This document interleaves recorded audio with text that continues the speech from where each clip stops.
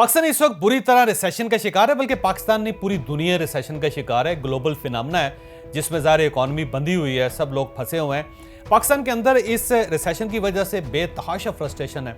लोग अपने कारोबार बंद कर रहे हैं, लोग अपने असासे बेच रहे हैं, लोग फ्रस्ट्रेशन डिप्रेशन में मुल्क से बाहर जाने की कोशिश कर रहे हैं। लेकिन ये याद रखें कि रिसेशन कोई ऐसी बीमारी नहीं है कि जिसमें हर शख्स का इंतकाल हो जाता है। ये एक सोल्यूशन बेस्ड मामला है, तो इसका हल भी है। ये कोई ऐसी नामुमकिन सी बीमारी नहीं है कि जिसके अंदर हर इंसान फौत ही हो जाता है। पूरी दुनिया के अंदर इसका हल भी तलाश किया जा रहा है। इसके हल क्या हो सकते हैं और आप रिसेशन में से कैसे निकल सकते हैं, आप अपने कारोबार को कैसे बचा सकते हैं, आप अपनी फैमिली को कैसे बचा सकते हैं, आप अपनी सेहत का ख्याल कैसे रख सकते हैं, इसके लिए हम लाहौर में एक सेशन कर रहे हैं। ये डे सेशन होगा, जैसे हमारे हर महीने डे सेशंस होते हैं। इसमें हम आपको तरीका बताएंगे कि आप रिसेशन में अपने कारोबार को बहाल कैसे कर सकते हैं, आप अपनी सेहत का कैसे ख्याल रख सकते हैं, आपके पास जितने असासे हैं आप उन असासों को कैसे बचा सकते हैं, और ये जो ग्लोबल रिसेशन है ये कितना अरसा मज़ीद पाकिस्तान के अंदर या दुनिया में रहेगा। ये सारी चीज़ें, इन सारे सवालों का जवाब हम आपको लाहौर में देंगे। आप हमें इस सेशन में ज्वाइन कर सकते हैं। आपकी स्क्रीन पर टेलीफोन नंबर आ रहा है, आप इस नंबर पर रब्ता कीजिए, अपनी सीट बुक करवाइए और हमसे सीखिए कि रिसेशन के अंदर आप अपने आप को और अपने बिजनेस को कैसे बचा सकते हैं। मैं सहावत के साथ साथ, क्योंकि एक सयाह भी हूँ, मुझे टूरिज़्म का बेतहाशा शौक़ है। आधी से ज़्यादा दुनिया देख चुका हूँ और इस दुनिया को देखने के बाद आप यकीन करें कि सारी आंखें खुल गई। ये जो खिड़कियाँ ना यहाँ पे, ये खुल जाती है सफ़र के साथ। और एक चाइनीज़ प्रोवर्ब है जो मैं बार बार लोगों को सुनाता हूँ कि travel is the best university of the world. कि अगर आप कुछ सीखना चाहते हैं तो दुनिया की बेहतरीन यूनिवर्सिटी जो है उसका नाम है सियाहत, उसका नाम है टूरिज़्म। कि आप सिर्फ घूमना फिरना शुरू कर दें, देखना शुरू कर दें, तो आपके अंदर इल्म का अंबार लगता चला जाता है। आप पहले जैसे इंसान नहीं होते। मुझसे लोग अक्सर पूछते हैं कि आपको सबसे अच्छा मुल्क कौन सा लगता है। तो मैं बेशुमार मुल्कों के नाम लेता हूँ, लेकिन दो मुल्क कॉमन है। मैं हर बार ये कहता हूँ कि आपको ये दो मुल्क ज़रूर देखने चाहिए। पहला मुल्क जॉर्डन है, उर्दन जिसको कहते हैं। आप यकीन करें कि उर्दन इतना खूबसूरत मुल्क है कि हैरत होती है कि ऐसा मुल्क भी इस्लामी दुनिया के अंदर हो सकता है। एक तो इसकी सरहद लगती है इसराइल के साथ। ऐसा जब आप जॉर्डन में कई ऐसे मकामात हैं जहाँ पर आप जाते हैं तो आपको सामने से इसराइल नज़र आता है, वहाँ से फ़लस्तीन का बहुत सा इलाका नज़र आता है, वहाँ पे लोग खेतों में काम करते हुए नज़र आते हैं, वहाँ पे वहाँ के लोगों के झंडे नज़र आते हैं, कपड़े नज़र आते हैं। इसके साथ साथ एक दरिया है दोनों के दरमियान जिसे रिवर जॉर्डन कहते हैं। रिवर जॉर्डन उतना ही मुकद्दस है क्रिश्चियन वर्ल्ड के लिए जितना हमारा आब ज़मज़म मुकद्दस है। तो ये वो पानी है जिसको वो चर्चिज़ में लेके जाते हैं, जिससे बैप्टाइज़ करते हैं अपने बच्चों को, जिसको थोड़ा थोड़ा एक एक कतरा बड़े पानी के तालाब में या बड़े पानी के घड़ों में डाल के पीते हैं ये लोग। तो वो रिवर जॉर्डन जो है, वहाँ पे आप जब बैठते हैं, आप तस्वीरें में देख रहे होंगे, तो आप इस साइड पे बैठते हैं तो ये जॉर्डन है, और जब दूसरी तरफ देखते हैं दरिया के दूसरी साइड पे, क्योंकि ये छोटा सा दरिया है, तो वहाँ पे इसराइल और क्रिश्चियंस के लोग, यहूदी और क्रिश्चियंस वहाँ पे बैठे होते हैं। तो आप एक आमने सामने होते हैं और इतना कम फासला होता है कि आप एक दूसरे के साथ गुफ्तगू कर सकते हैं। लोग वहाँ पे गुफ्तगू करते भी हैं। इसी तरह मूसा अलैहिस्सलाम जब बनी इसराइल को इजिप्ट से लेकर निकले थे, तो यहाँ पे एक पहाड़ी है जहाँ पे आके उनका सफ़र ख़त्म हो गया था। और जो मजहबी किताबें ये कहती हैं कि मूसा, हमने तुम्हें मुक़द्दस मकाम तक पहुँचा दिया, लेकिन तुम इससे आगे नहीं जा सकते। तो वहाँ पे मूसा अलैहिस्सलाम का इंतकाल या वसाल हो गया था। तो वो जगह भी है जहाँ पे हम जाते हैं। इस तरह पेट्रा एक शहर है, दुनिया का ओल्डेस्ट शहरों के अंदर शुमार होता है। पहाड़ों के अंदर लोगों ने घर खोद के उसके अंदर रहते रहे थे। वो कमाल ही एक जगह है जिसको 8th wonder of the world कहते हैं हम लोग, क्योंकि वहाँ पे भी जाते हैं। मैं कई मरतबा वहाँ पे जा चुका। इसी तरह इसहाब काफ का जो वाक़या है वो आपने सुना होगा, कुरान मजीद में आपने पढ़ा भी होगा। वो इसहाब काफ का गार भी जॉर्डन के अंदर है।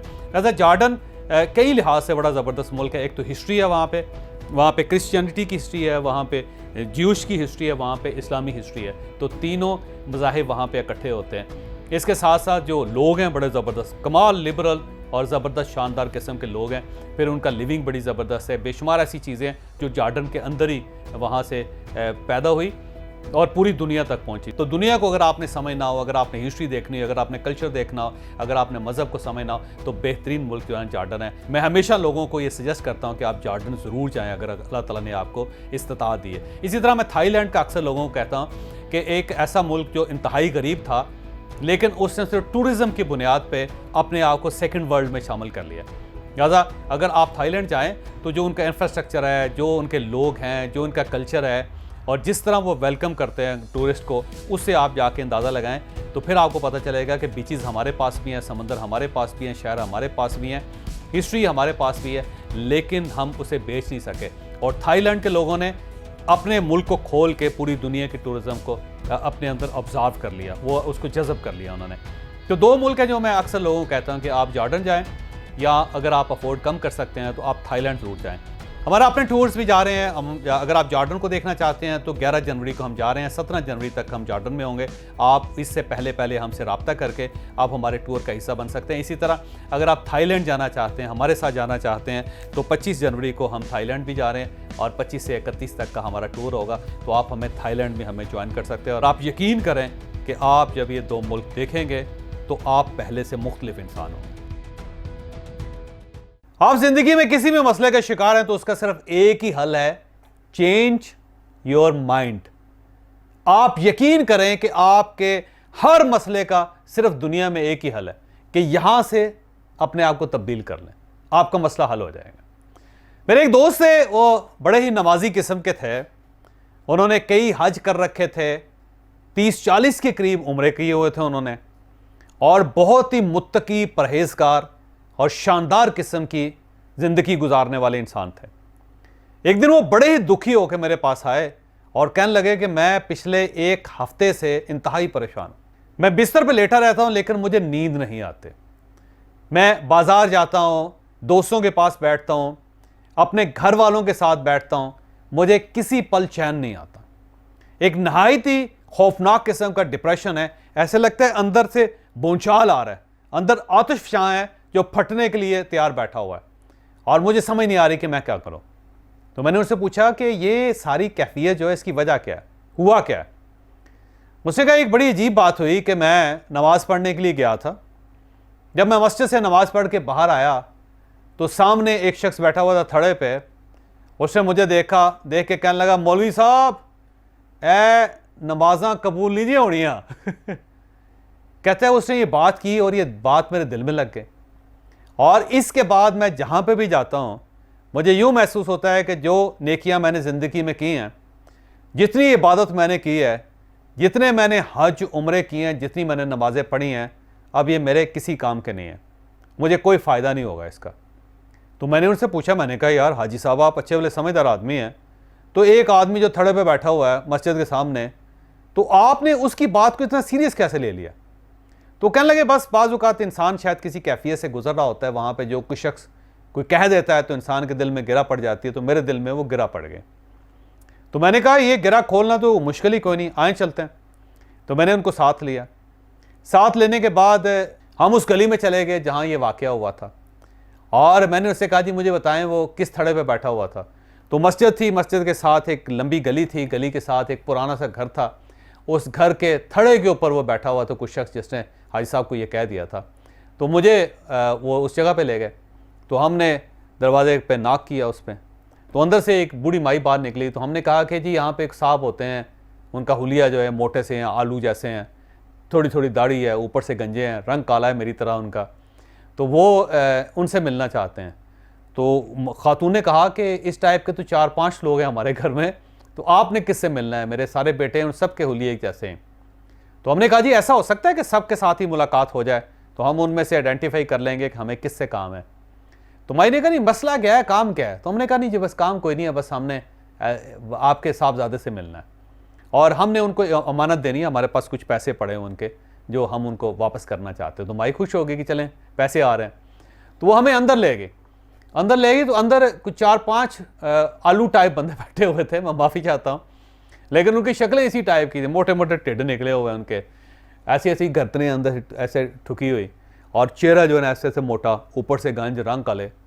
तो 4-5 वहाँ पे इस टाइप के बैठे हुए थे। तो मैंने हाजी साहब से कहा कि हाजी साहब इनमें से अपना बंदा आइडेंटिफाई करें। तो उन्होंने इस तरफ इशारा किया कि वो जो कोने वाला आलू है ना, इसने कहा था। तो हम उसके पास चले गए, बंदे के पास, और हमने कहा जी क्या हाल है, क्या नाम है आपका। उन्होंने कहा जी खुरम नाम है मेरा। तो मैंने पूछा कि करते क्या हैं। उन्होंने कहा कुछ भी नहीं करते। मैंने कहा फिर कुछ ना कुछ तो करते होंगे। कहने कख नहीं करते बिल्कुल। तो मैंने कहा फिर सारा दिन क्या करते हैं। कहते बाहर थड़े पे बैठा रहता हूँ और लोगों को आते जाते देखता रहता हूँ। तो मैंने कहा गुजारा कहाँ से होता है। कहते अम्मा है, लोगों के घरों में बर्तन होती है, और वहाँ से जो पैसे ले आती है उससे हम अपना गुजारा कर लेते हैं। और कोई जब रात को वापस आती है तो कहीं ना कहीं से सालन भी आ जाता है उनके साथ, क्योंकि जहाँ पे काम करती है कोई ना कुछ सालन भी दे देता है उनको। तो रोटी ये आके पका देती है तो हम खा लेते हैं। तो मैंने कहा वो शादी शुदी हुई हो? कहता शादी तो नहीं हुई। मैंने कहा बच्चे बुच्चे? कहता अरे शादी नहीं हुई तो बच्चे कहाँ से होंगे। और मैंने कहा कोई प्रॉपर्टी वगैरह? कहते अब्बा जी ने घर दिया था और उसके अंदर रह लेते हैं हम सारे। तो मैंने कहा बाकी सारे भाई? कहता सब निकम्मे मेरी तरह, इनमें से कोई बंदा काम नहीं करता।